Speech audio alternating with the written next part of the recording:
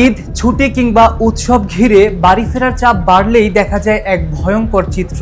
জীবনের ঝুঁকি নিয়ে ট্রেনের ছাদে ভ্রমণ করছেন অসংখ্য মানুষ। বারবার দুর্ঘটনা ও সতর্কতার পরেও কেন থামছে না এই প্রবণতা, সেই প্রশ্ন এখন সবার মনে। স্টেশনে উপচে পড়া ভিড়, টিকিট সংকট আর গন্তব্যে দ্রুত পৌঁছানোর তাড়না সব মিলিয়েই বাড়ছে ট্রেনের ছাদে ভ্রমণের প্রবণতা। কেউ বসে, কেউ দাঁড়িয়ে, আবার কেউ ঝুঁকি নিয়েই দীর্ঘ পথ পাড়ি দিচ্ছেন।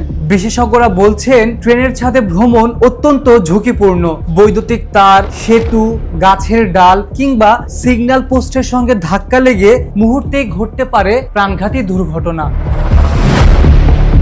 প্রতি বছরই ছাদে ভ্রমণের কারণে হতাহত হচ্ছেন অনেকে। তারপরেও সচেতনতার অভাব, আইন প্রয়োগে দুর্বলতা এবং অতিরিক্ত যাত্রীর চাপের কারণে কমছে না এই ঝুঁকিপূর্ণ যাত্রা। বাংলাদেশ রেলওয়ে বলছে, নিরাপদ ভ্রমণ নিশ্চিত করতে নিয়মিত অভিযান ও মাইকিং করা হলেও অনেক যাত্রী তা মানছেন না। তবে এবারের ঈদুল আজহা ঘিরে এবার ট্রেনের ছাদে ভ্রমণ ঠেকাতে 3 স্তরের নিরাপত্তা ব্যবস্থা নিয়েছে রেলওয়ে কর্তৃপক্ষ।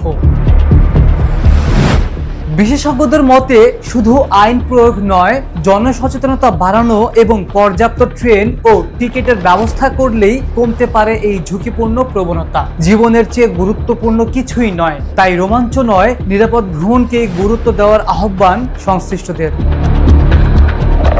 আকাশ সাদ, ডেস্ক রিপোর্ট।